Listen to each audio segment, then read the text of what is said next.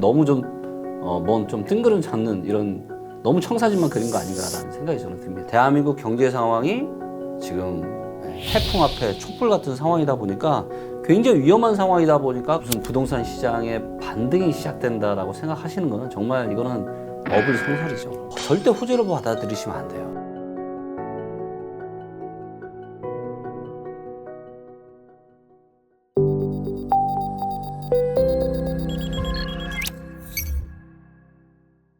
네, 안녕하세요. 브릿지 조성준입니다. 오늘은 쇼미더데이터 김기현 리치고 대표님을 모시고 최근에 부동산 이슈 그리고 앞으로의 부동산 전망 해보도록 하겠습니다. 5일께 KB금융에서 이제 부동산 발표가 있었습니다. 올해 연착륙 할 거다. 네. 부동산이 좀 경착륙까지는 아니지만 네. 어떤 추가 하락이 있고 연착륙 수준을 갈 거다 이렇게 전망한 보고서가 나와서 네. 기사가 많이 나왔습니다. 네.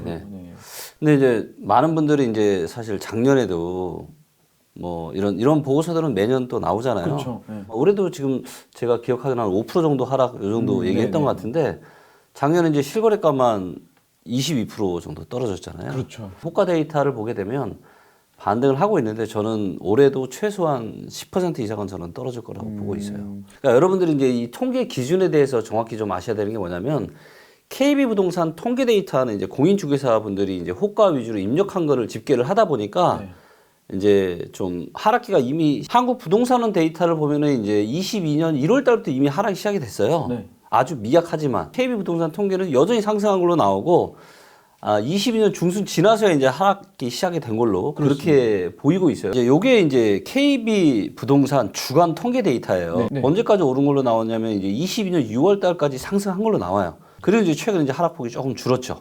자, 근데 이제 실거래가 위주인 한국 부동산은 이제 통계 데이터를 보시면 이제 보시면 어때요?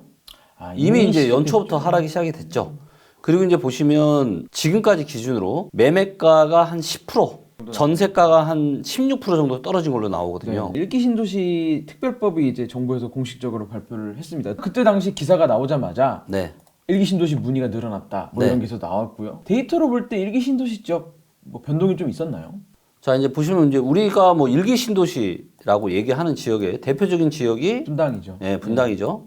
지금 여전히 가격이 하락을 하고 있어요. 거의 영향이 없는 거죠. 그리고 이 중에서 한번 대단지 쪽으로 한번 가볼게요. 네, 분당구의 대단지. 1000세대 이상짜리 중에서 연식이 좀 오래된 애들만 한번 보도록 하겠습니다. 네, 20년 이상짜리만. 호가를 좀 보는 게 좋아요. 자, 이렇게 보니까 어때요? 호가가 거의 뭐 이 정도면 그냥 변화가 없다라고 볼 수 있는 거죠. 그렇기 때문에 지금 정부에서 굉장히 좋은 어떻게 보면 이런 구도심을 좀 활성화하기 위해서 정책들을 펼쳐냈지만 현장에서는 거의 지금 반응이 없다.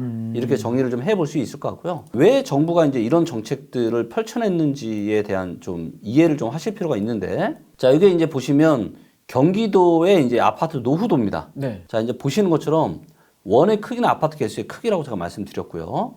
색깔이 빨갈수록 아파트가 오래된 겁니다. 그러면 대충 눈에 딱 들어오죠. 지금 여기가 일산 서구, 얘가 이제 한 25년 가까이 되고요. 부천시가 이제 23년 정도. 그 다음에 분당구가, 성남시 분당구가 이제 25.7년. 분당구가 이제 제일 좀 오래된 아파트들이 많고, 30년이 넘고 지금, 그쵸? 그런데 이제 문제는 뭐냐면, 이 일기 신도시들이 이제 들어선 게 이제 90년대 초중반이잖아요. 근데, 그때 이제 조금 기사를 우리가 더듬어 보면, 이 바닷모래 이런 아파트를 굉장히 급하게 많이 짓느라고 바닷모래까지 막 이렇게 자재를 써다가 그래서 이제 아파트가 조금 부실 공사에 대한 그런 우려가 좀 있었어요. 근데 지금부터 준비를 해도 아무리 빨라도 10년인데 제가 보기엔 10년 안에도 새 아파트로 태어나기가 힘들어요. 그렇기 때문에 아마 정부에서도 이런 오래된 아파트들에 대한 이런 고민을 상당히 많이 하고 있었을 겁니다. 근데 이제 하락이 시작이 되니까 이것들을 지금 이런 정책들을 적극적으로 펼쳐내고 있는데 내용들을 보게 되면 아파트 단지 하나를 용적률을 많이 높여주면 좀 쾌적한 부분들이 좀 떨어질 수 있잖아요. 그래서 이제 통합 개발을 해라. 그러면 주변의 아파트 단지들을 같이 묶어서 한꺼번에 이제 개발을 하게끔 도와주겠다라고 했는데 이게 사실 얼마나 이게 좀 현실성이 떨어지는 얘기냐면은 이제 혹시라도 이제 그 이런 재건축 아파트를 좀 투자해 보신 분들이라면 아마 아실 거예요. 전혀 예상하지 못했던 이런 돌발 변수들이 재건축이나 재개발에서는 얼마든지 나올 수 있다라는 거예요. 네. 재건축이라는 건 뭐냐면 오래된 아파트를 부셔서 새 아파트를 더 많이 지어서 한마디로 이제 이 가치를 올리는 거 돈이 되기 때문에 재건축 사업을 하는 거거든요. 분위기가 좋았던 시기에도 온갖 이런 서로 갈등이고 다투고 싸우고 이 조합원들 단톡방 보면은 진짜 말도 못 합니다. 얼마나 지금 치고받고 싸우고 뭐하고 하는지. 자, 그런데 그냥 3,000세대 정도 이 재건축 하나 가지고도 이 정도인데 그렇죠. 만약에 지금 정부에서 얘기하는 것처럼 저기 주변에 아파트 지금 통합해서 한번 개발해봐. 아, 너무 좋죠. 사실 되면. 근데 각 아파트 단지별로 이 대지 지분도 다르고. 그렇죠. 그쵸? 누구는 지하철역에서 가깝고, 누구는 지하철역에서 멀고. 이런 거에 대한 기준들이 다 있어야 되는데, 과연 이거를 사람들이 원활하게 이거를 의견을 합치를 해서 재건축이 진행이 될 거냐. 근데 지금 분당이나 이런 일기 신도시에서 이걸 한다? 제가 봐서는 이거 한 15년 지금으로부터 15년 지나도 될까 말까 한다. 조금 현실에서 제가 보기엔 너무 좀, 좀 뜬구름 잡는 이런 너무 청사진만 그린 거 아닌가라는 생각이 저는 듭니다. 그리고 이제 문제가 뭐냐면 이제 보시는 것처럼 여기 이제 분당만 하더라도 이거를 한꺼번에 진행을 못 할 거 아니에요. 이주 문제나 또 이주에서 이주해서 또 살 집도 있어야 되고 하니까 이걸 순차적으로 해야 될 텐데 그럼 누굴 먼저 해줄 거냐는 거예요. 임해동, 서현동, 순회동 요 정도가 지금 제일 오래됐거든요. 근데 아파트 단지가 제일 많은 건 또 정자동이에요. 그럼 입김은 네. 주민수로 될 것 같긴 한데. 보통 복잡한 현실적인 문제들이 있는 게 아니다라는 거죠. 그래서 이런 것들을 어떻게 할 거냐. 서현동이 제일 오래돼서 그래 서현동부터 해주자 했어요. 그러면 우리 기자님이 옆에 지금 정자동에 나도 지금 굉장히 오래된 지금 30년 넘은 아파트가 있는데 어떤 마음이 드시죠? 불만스러운 마음이 안 드시겠습니까? 당연히 들죠. 네, 그러니까 이런 갈등에 대한 문제를 원만하게 해결하는 게 정말 쉬운 문제가 아니거든요. 기준금리가 이제 동결이 됐습니다. 3.5%로 지금 멈췄고요. 부동시장에 어떤 영향을 줄지를 먼저 봐야 될 것 같습니다. 기준금리 동결이 어떻게 시장에 영향을 줄까요? 반등의 신호가 될까요? 반등의 신호까지 되기에는 저는 힘들 거라고 보고 있고요. 이제 다만 이제 일시적인 이런 정부의 이제 1월 3일 대책과 이런 기준금리 동결에 대한 이런 부분들이 있다 보니까 어떤 기대감이 이제 반영이 돼서 지금 이제 호가가 조금 올라가거나 이런 일들이 나타나고는 있는데요. 일단 근본적으로 기준금리를 올리는 게 맞아요. 맞는데 못 올린 거죠.